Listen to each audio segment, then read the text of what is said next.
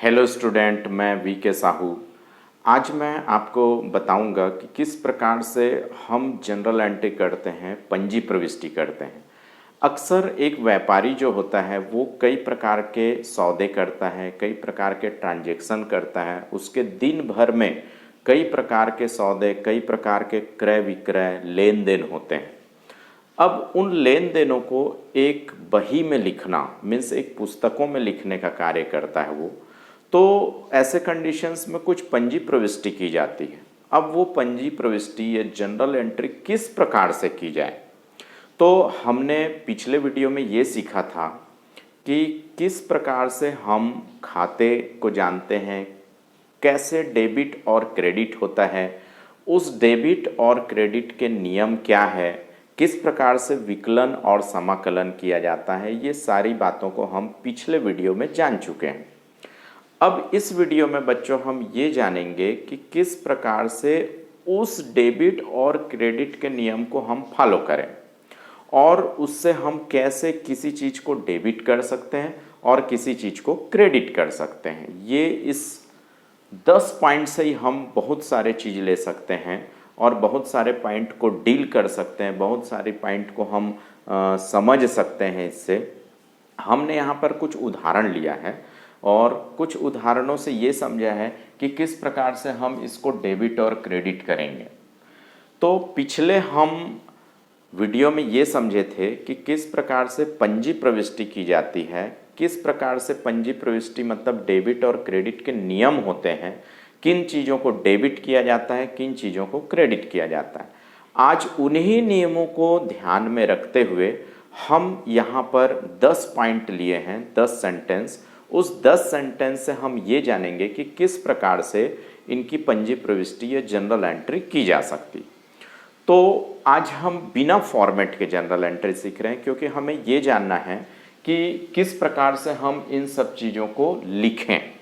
फिर तो हम फॉर्मेट बना के उसको इजी तरीके से लिख सकते हैं, डेबिट कहाँ लिखना है, क्रेडिट कहाँ लिखना है। लेकिन हम पहले ये जान रहे हैं कि इसको कि कौन कौन सी चीज़ों को हम डेबिट करें, कौन कौन सी चीज़ों को हम क्रेडिट करें। तो आइए समझते हैं कुछ उदाहरण से। सबसे पहले यहाँ लिखा है जनवरी 1 में रोकड़ से व्यापार प्रारंभ किया। रोकड़ से व्यापार प्रारंभ किया मतलब बिजनेस स्टार्टेड इन कैश। हम लोग जो है कैश में रोकड़ से व्यापार प्रारंभ कर रहे हैं। हम लोग जब भी बिजनेस स्टार्ट करते हैं तो वो बिजनेस स्टार्ट करते समय बिजनेस में क्या आ रहा है उन नियमों को समझिए। हमने 3 नियम समझा था। पहला व्यक्तिगत खाते का नियम, दूसरा वास्तविक खाते का नियम और तीसरा हमने समझा था नाम मात्र खाते का नियम।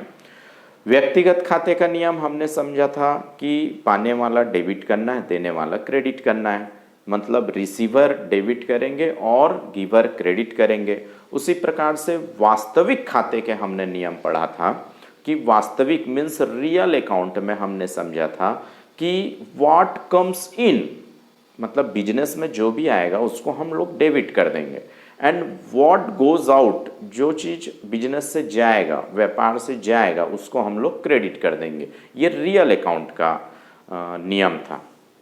तीसरा अकाउंट हमने पढ़ा था कि नाम मात्र खाता मीन्स नॉमिनल अकाउंट। तो बच्चों नॉमिनल अकाउंट में किस प्रकार से करते हैं, बच्चों हमको ये ध्यान रखना पड़ेगा कि नॉमिनल अकाउंट में जो चीज़ खर्च है, हानि है, उसे डेबिट कर दीजिए, मतलब लॉसेस एंड एक्सपेंसेस को डेबिट कर दीजिए। और जो आय है या इनकम है मीन्स आपको आय या रेवेन्यू, वो उसको क्रेडिट कर दीजिए। तो उन्हीं 3 नियमों को ध्यान में रखकर हम इस जनरल एंट्री को समझेंगे। तो आइए सबसे पहले हमने पढ़ा रोकड़ से व्यापार प्रारंभ किया। जब भी हम लोग बिजनेस स्टार्ट करते हैं तो बिजनेस स्टार्टेड करते समय हमको ये ध्यान रखना है कि क्या चीज़ आ रहा है। तो हमारे पास क्या आ रहा है, कैश आ रहा है। तो यहाँ पर हम लोग एंट्री कर देंगे कैश अकाउंट डेबिट। ध्यान रखिएगा, cash account debit to capital. कभी भी हम लोग बिजनेस स्टार्ट करते हैं तो कैश से कर रहे हैं तो कैश लिखेंगे, फर्नीचर से कर रहे हैं तो फर्नीचर, गुड्स है तो गुड्स डेबिट कर देंगे, एंड टू कैपिटल किस रूप में आ रहा है बिजनेस में, कैपिटल के रूप में आ रहा है।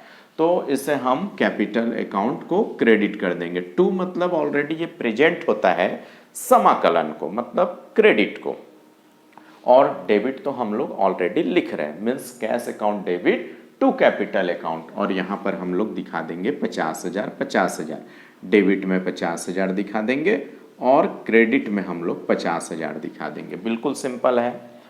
फिर उसी प्रकार से नगद माल खरीदा, जब हम लोग नगद माल खरीदते हैं, नगद माल खरीदते हैं तो हमारे बिजनेस में क्या आ रहा है, माल आ रहा है, मतलब गुड्स आ रहा है, और बदले में क्या जा रहा है, कैश जा रहा है। तो जो चीज़ हमारे पास आएगा, तो हमारे पास क्या आया, गुड्स आया। गुड्स आया मतलब उसको हम लोग लिख देंगे परचेज अकाउंट, याद रखिएगा, purchase account debit to cash. यदि कैश दे रहे हैं परचेज के अगेंस्ट में तो कैश लिख देंगे, और यदि कैश नहीं दे रहे हैं, यदि कोई व्यक्ति का नाम दिया है तो उधार होगा, वो क्रेडिट ट्रांजेक्शन होगा। तो फिलहाल तो ये कैश है, तो यहाँ पर हम लोग ये लिख देंगे 10,000 और यहाँ भी लिख देंगे 10,000। अब देखिए यहाँ पर नवीन से उधार माल खरीदा, ये बिना फॉर्मेट के हम लोग सीख रहे हैं, बिना फॉर्मेट। हमने यहाँ पर फॉर्मेट नहीं बनाया, हम लोग केवल डेबिट और क्रेडिट किन चीज़ों को करेंगे ये जान रहे हैं। देखिए यहाँ पर लिखा है नवीन से उधार माल खरीदा, ये ध्यान रखना है, उधार माल खरीदेंगे तो माल तो आएगा, मीन्स गुड्स आएगा, वस्तु आएगी व्यापार में, और उधार में खरीद रहे हैं मतलब कैश तो जाएगा ही नहीं। तो ऐसे कंडीशंस में उस व्यक्ति का नाम लिखेंगे बच्चों, याद रखिएगा। तो ऐसे कंडीशंस में ध्यान रखना है, हमको क्या एंट्री पास करना है, परचेज अकाउंट डेबिट टू, वहां पर उसका नाम आ जाएगा, मीन्स क्या कर देंगे, नवीन, ध्यान रखिएगा आप लोग।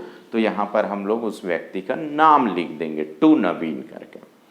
फिर देखिए नगद माल बेचा, हम लोग क्या कर रहे हैं, नगद माल बेचें। कभी भी कोई वस्तु को बेचोगे तो ऐसे कंडीशंस में सेल कर रहे हैं, नगद माल बेच रहे हैं, तो नगद माल बेचेंगे तो कैश हमारे पास क्या आएगा, मतलब बिजनेस में कैश आएगा और वस्तु जाएगा। तो जो चीज़ आ रहा है बिजनेस में, क्या आ रहा है, कैश आ रहा है। तो ध्यान रखिएगा, यहाँ पर कर देंगे हम लोग cash account debit to sale, चूंकि नगद है, नगद माल बेच रहे हैं मतलब यहाँ पर क्या हो रहा है, टू सेल, याद रखिएगा, cash account debit to sale. आप यहाँ पर अमाउंट लिख सकते हैं 10,000 डेबिट में और 10,000 क्रेडिट में। उसी प्रकार से पिछला भी 20,000 और 20,000, इस प्रकार से हम लोग दिखा सकते हैं। फिर आगे देखिए दिलीप को माल बेचा। अब देखिए दिलीप को माल बेचेंगे तो जब माल बेचेंगे तो मतलब गुड्स तो जाएगा हमारे पास से, बिजनेस से गुड्स जाएगा, लेकिन वहाँ पर कैश नहीं आएगा क्योंकि उधार में बेच रहे हैं। दिलीप को बेच रहे हैं मतलब हम लोग वहाँ पर नगद शब्द नहीं दिया है बिजनेस में। जब नगद शब्द नहीं दिया है तो ऐसे कंडीशंस में हम क्या करेंगे, वहाँ पर उधार मान के चल। अब उधार है यदि वो एंट्री, तो वहाँ पर दिलीप का नाम आ जाएगा। तो यहाँ पर हम लोग क्या कर देंगे बच्चों, दिलीप डेबिटेड टू, यहाँ पर क्या कर देंगे, माल बेचा बोल रहा है मतलब सेल, ठीक है। यहाँ पर हमको ध्यान रखना पड़ेगा, उस व्यक्ति का नाम लिखेंगे, क्लियर है।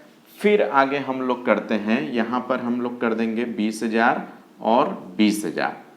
इस प्रकार से आगे हम लोग बढ़ेंगे। मजदूरी दी, देखिए जनवरी 6 में क्या बोल रहा है, मजदूरी दी। मजदूरी दी मतलब बिजनेस में कुछ मिलेगा नहीं, बिजनेसमैन मजदूरी देगा मतलब चुकाएगा दूसरे को, जो उसके बिजनेस में कोई कार्य कर रहा है उसको वो मजदूरी देगा। तो क्या एंट्री पास करेंगे, मजदूरी मीन्स वेजेस, ध्यान रखिएगा, wages account debit to cash. चूंकि बिजनेस में वेजेस हम पेड करेंगे, तो जब पेड करेंगे मतलब कैश जाएगा। अब कैश जाएगा मतलब जो चीज जाएगा उसको हम लोग क्या कर देंगे, क्रेडिट, और वेजेस डेबिट करेंगे। तो वेजेस क्या चीज हम लोग डेबिट करेंगे, वेजेस, चूंकि वेजेस चुका रहे हैं तो ये 2,000 यहाँ पर डेबिट में लिख देंगे और 2,000 क्रेडिट में। ये हम लोग अभी फॉर्मेट नहीं बनाए हैं, फॉर्मेट बनाकर भी इसे बनाया जा सकता है। अभी तो हम लोग केवल डेबिट और क्रेडिट की चीज़ों को जान रहे हैं। चलिए फिर आगे देखते हैं, वेतन दिया। तो ये भी सिंपल है, जैसे वेजेस दिया था मतलब मजदूरी दिया था, वैसा ही आपका वेतन दिया भी है। वेतन दिया है मतलब यहाँ पर हम लोग क्या कर देंगे, salary account debit to cash. Clear है। अब यहाँ पर देखिए 5,000 रुपये हम लोग वेतन दे रहे हैं, तो 5,000 यहाँ पर वेतन दिखा देंगे। ठीक है। Salary account debit to cash, चूंकि वेतन दे रहे हैं तो कैश जाएगा हमारे पास से, तो टू कैश करेंगे। और चूंकि क्या दे रहे हैं हम लोग, सैलरी दे रहे हैं, तो आ तो कुछ नहीं रहा है लेकिन वहां कुछ ना कुछ तो लिखना पड़ेगा। तो ऐसे कंडीशंस में हम लोग क्या लिखेंगे, salary account debit to cash. फिर आगे बढ़िए, दीपा को वेतन दिया। अब यहां पर ध्यान दीजिएगा, दीपा को वेतन दिया, हम लोग दीपा को वेतन दे रहे हैं, तो ध्यान रखिएगा बच्चों, वेतन हमेशा कैश में ही देंगे, उधार में हम किसी को सैलरी नहीं देते। याद रखिएगा, ये एक महत्वपूर्ण चीज है कि हम लोग वेतन जो देते हैं वो हमेशा कैसे देते हैं, नगद देते हैं। किराया देंगे, नगद देंगे। किसी को हम लोग उधार किराया, लो भैया आपको वेतन हमने उधार में दिया, ऐसा बोलते हैं क्या? हम लोग ऐसा कभी नहीं बोलते। तो हम लोग क्या बोलते हैं, salary account debit to cash. ध्यान रखिएगा, यहां पर उधारी में नहीं होता है कभी भी वेतन, हम लोग वेतन जो है वो उधारी में नहीं देते। तो ऐसे कंडीशंस में हम लोग कभी भी उसको दीपा नाम नहीं लिखेंगे, बल्कि salary account debit to cash, चूंकि उसको कैश में ही देंगे। ठीक है, दिया तो दीपा को ही जा रहा है लेकिन कैश में दिया जा रहा है, तो ऐसे कंडीशन में salary account debit to cash, ध्यान रखिएगा। फिर आगे, उसी प्रकार से दुखहरण को किराया दिया, ये भी एक महत्वपूर्ण है। किराया देंगे तो रेंट अकाउंट डेबिट, किराया दे रहे हैं, किराया दे रहे हैं मतलब कैश जा रहा है, इसका मतलब ये तो क्लियर है, हमको क्या लिखना पड़ेगा, टू कैश अकाउंट। अब क्या दे रहे हैं, हालांकि हम दुखहरण को दे रहे हैं किराया, लेकिन यहां पर दुखहरण का नाम नहीं लिख सकते। क्यों? क्योंकि हम किराया उधार में नहीं देते हैं। किराया कैसे दिया जाता है, नगद में ही दिया जाता है। तो ऐसे कंडीशंस में डेबिट जो लॉसेस एंड एक्सपेंसेस हैं उसको हमेशा डेबिट करेंगे। नियमों को ध्यान में रखिए, नियमों के अकॉर्डिंग आप बहुत इजी तरीके से बना सकते हैं। तो rent account debit to cash, ये 2,000 दिखा देंगे, उसी प्रकार से 2,000। And last is 10 point, Payal से ब्याज प्राप्त हुआ। हमको क्या प्राप्त हो रहा है, ब्याज प्राप्त। तो ब्याज भी बच्चों कैसे प्राप्त होगा, कैश में ही प्राप्त होगा, ध्यान रखिएगा। Cash account debit to interest, जितने भी रेवेन्यू एंड प्रॉफिट है वो हमेशा क्या होंगे, क्रेडिट, चूंकि प्राप्त हो रहा है, बिजनेस में प्राप्त हो रहा है, तो ऐसे कंडीशंस में हमको कैश मिलेगा। तो ये यहाँ पर हम लोग दिखा देंगे 1,000, और डेबिट में और क्रेडिट में। ये तो हमने अभी बिना फॉर्मेट के समझा, इसमें हमने फॉर्मेट तो लगाया नहीं। अब फॉर्मेट के कुछ नहीं, कि फॉर्मेट का सिस्टम जो है 5 कॉलम किया जाता है। देखिए यहाँ पर हम लोग जनरल एंट्री करके लिख देंगे ऊपर में, और ऐसे कंडीशंस में डेट, पर्टिकुलर, LF मतलब लेजर फोलियो, अमाउंट डेबिटेड और अमाउंट क्रेडिटेड करके दिखा देंगे, और इसी फॉर्मेट में हम इसे बना सकते हैं। तो देखिए कितना जनरल एंट्री सरल होता है। आपको केवल उन 3 नियमों को ध्यान में रखिए, और इस जो 10 पंजी प्रविष्टि है, इस 10 पंजी प्रविष्टि से आप आसानी से 100 पंजी प्रविष्टि अपने दिमाग में बना सकते हैं। ऐसे कई हजार पंजी प्रविष्टि आप खुद सोचिए। राम के जगह श्याम को रख दीजिए, मोहन के जगह सोहन को रख दीजिए, दिलीप के जगह मुकेश को रख दीजिए। मतलब ये है कि आप अलग अलग तरीकों से पंजी प्रविष्टि भी कर सकते हैं, लेकिन उन 3 नियमों को ध्यान में रखकर ही बनाना पड़ेगा बच्चों। तो मेरा ख्याल है ये आपको बहुत अच्छे से समझ आ गया होगा। यदि आपको किसी प्रकार का डाउट होता है तो आप मुझे कमेंट बॉक्स में लिखकर भेज सकते हैं।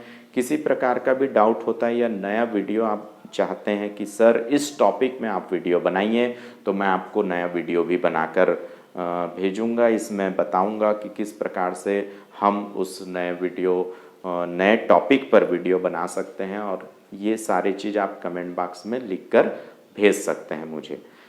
और यदि किसी ने सब्सक्राइब अभी तक नहीं किया है तो आप मेरे नए वीडियो को देखने के लिए सब्सक्राइब कर लीजिए, और किसी ने कर लिया है तो उन्हें डबल सब्सक्राइब करने की ज़रूरत नहीं है, क्योंकि सब्सक्राइब केवल एक ही बार किया जाता है। और इसे लाइक करिए, अपने मित्रों को भी भेजिए ताकि वो भी सब्सक्राइब करके रखें, और नई नई जानकारी, नए नए अकाउंट के सिस्टम सीखने के लिए आप इसी प्रकार से मेरे वीडियो को लाइक, कमेंट और सब्सक्राइब करते रहिए। Thank you.